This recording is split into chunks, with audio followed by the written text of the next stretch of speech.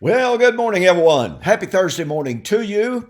Welcome back to Morning Musings. My name is Don K. Preston. I'm the president of Preterist Research Institute of Ardmore, Oklahoma. I hope you can tell that my voice is a little bit stronger. I have to tell you that slowly improving. I've spoken to several people ever since I caught COVID, and it's not a happy testimony when people tell you, well, yeah, I had COVID. It took me a year to get over the side effects. It took me a year to get my energy back. And I was like, no, I don't want to hear that. I told the doctor just recently, I said, look, this no energy stuff, wanting to sleep all the time is just not Don Preston. I'm not only a type A, I'm basically a type double A personality. I don't like to take naps, although at my age, a nap every once in a while is not too bad. But having to lay down after working for an hour and taking a 2-hour nap just to get caught up, that's not me. I just don't like it. It's frustrating. But nonetheless, continuing to improve. That I told a good friend of mine yesterday or the day before, I said, it really feels good to feel good, or at least it will when I finally, finally get over this stage. So anyway, thanks, by the way, for all the words of encouragement and the continuing prayers on our behalf. I do appreciate that so very, very much. Okay, I want to get right back into Isaiah chapter 66. Now look, here's the argument by way of refresher, all right? We're still studying the Olivet Discourse, Matthew chapter 25, 31 and following. Well, in about 99% of the commentaries, everyone admits that Matthew 25, 31 and following is parallel to, occurs at the same time as 2 Thessalonians chapter 1. Well, guess what? 2 Thessalonians chapter 1 was fulfilled in the first century. And one of the ways that we know that certainly is the context. No question about it. Paul is writing to living, breathing human beings being persecuted by the Jews. I've had people tell me, well, I don't think you have proof to prove or evidence to prove that it was the Jews doing the persecuting. Well, I beg to differ with that. After all you have to do is read Acts chapter 17. Who was it that initiated, that were the movers and the shakers of the persecution? And somebody posted a good little while back, actually, on this particular point.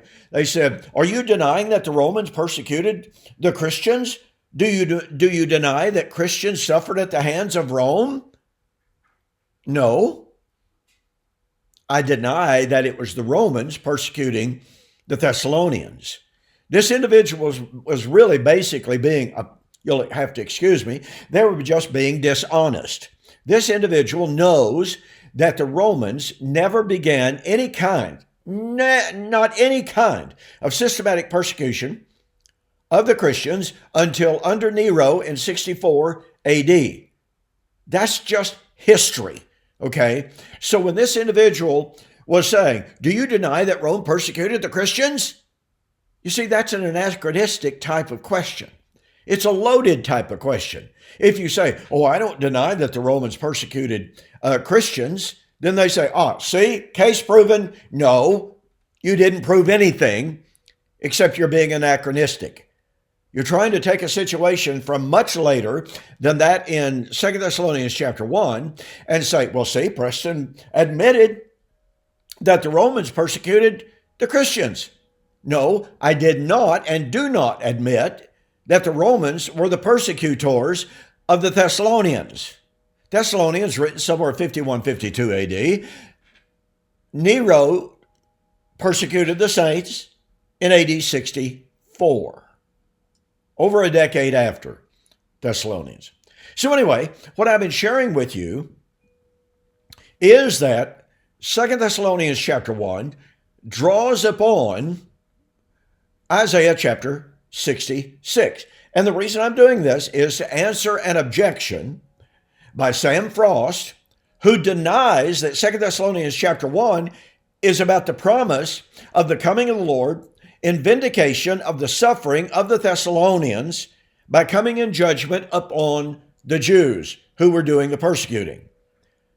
Mr. Frost denies that it was the Jews doing the persecuting, contra Acts chapter 17.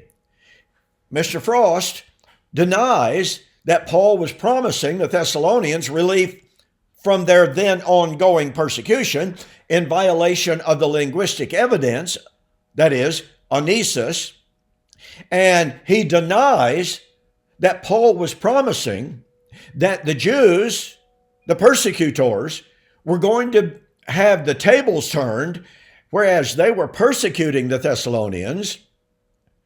Paul said it's a righteous thing with God to repay with tribulation those who are troubling you. Sam Frost denies that. He denies that Paul was promising that the persecutors of the Thessalonians were going to become the persecuted. Sam Frost says that instead of the rendering to you who are troubled relief when the Lord Jesus is revealed from heaven, that the better rendering is take comfort in the fact that Jesus ascended to the Father. Acts chapter 1, Daniel chapter 7. Okay. I've already pointed out to you, ladies and gentlemen, Daniel chapter 7 is not the ascension. Daniel 7 does not say one single thing about the Son of Man coming in flaming fire.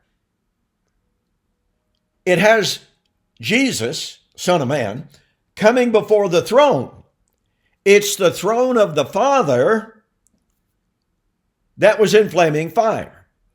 The wheels of the throne were flaming fire, and fire issued from the throne. Now, here's the question. Here's the key. That fire did, in fact, issue forth in judgment of the little horn, the persecutor of the saints. So, as I have pointed out several times now, even if I grant that Daniel chapter 7 somehow lies behind 2 Thessalonians chapter 1, and so far I haven't found a commentary that supports that, but maybe there is one out there somewhere.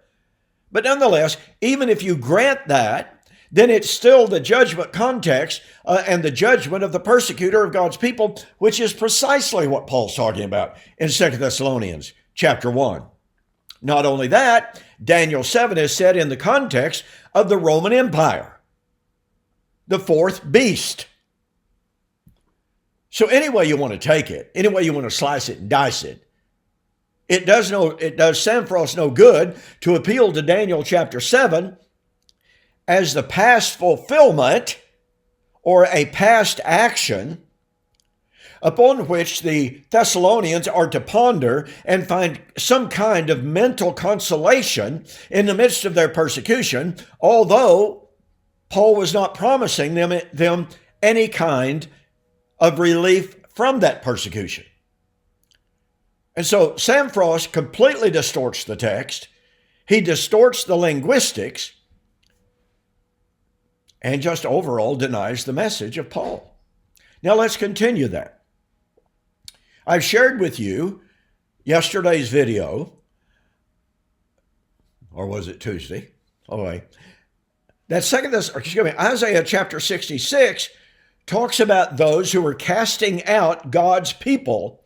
That would be to say, they were casting them out of their synagogues. They were persecuting them. But God said he would turn them to shame. In other words, a reversal of roles. Exactly like Paul taught in 2 Thessalonians chapter 1. Now, here's the question. If Paul in 2 Thessalonians chapter 1 is referring to the ascension, then since 2 Thessalonians chapter 1 is drawing from Isaiah chapter 66, that means that at the ascension, the persecutors became the persecuted. And if you know anything whatsoever about history and about the Bible, you know that did not happen at the ascension. The Jews were not persecuting the church before the ascension. Sam Frost knows that, but he has to ignore that reality in order to read the ascension into 2 Thessalonians chapter 1. That's why I say Sam Frost has to turn 2 Thessalonians chapter 1 on its head and distort every single thing that it says in order to deny what it says. Now then, I have said repeatedly, Isaiah 66 is the source for 2 Thessalonians chapter 1. By the way, let me reiterate this point because it's important.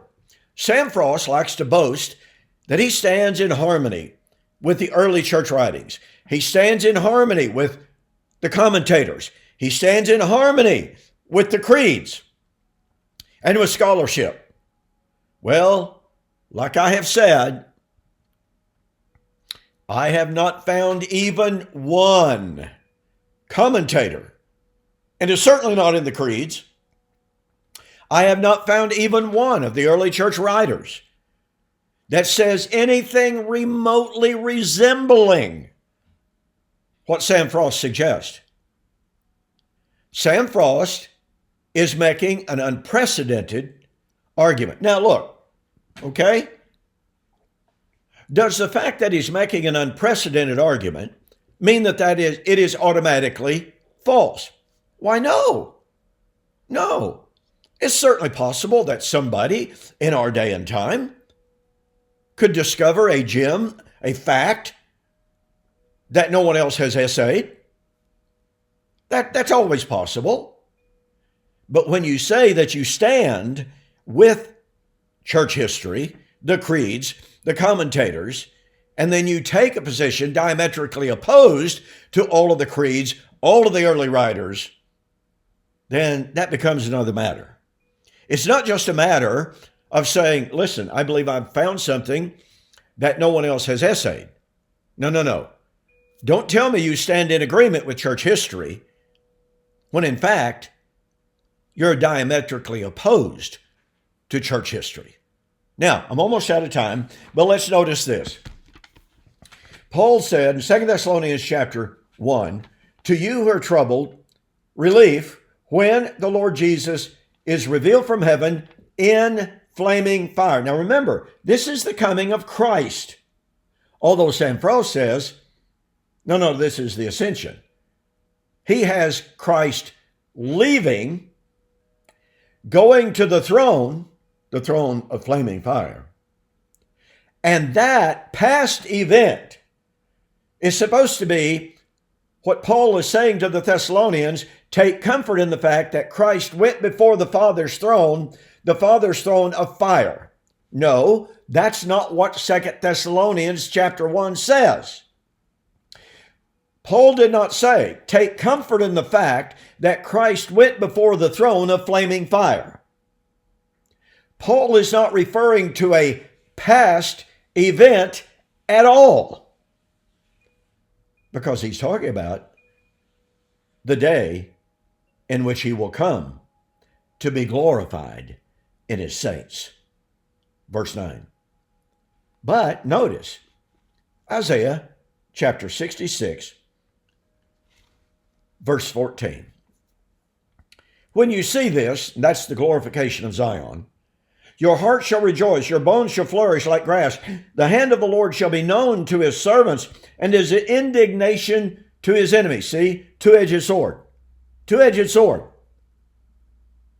Judgment on his enemies, glorification in his saints. Now watch. For, there's that causative particle. For the Lord will come with fire and with his chariots like a whirlwind to render anger with fury and his rebuke with flames of fire. For by fire and by sword the Lord will judge all flesh, and the slain of the Lord shall be many. You know, recently had a fellow on YouTube just attack me as a false teacher, a heretic, doomed to hell, etc., etc. He claimed that the great and terrible day of the Lord of Joel chapter 2, the coming of the Lord of Isaiah chapter 66, was the day of Pentecost. Well,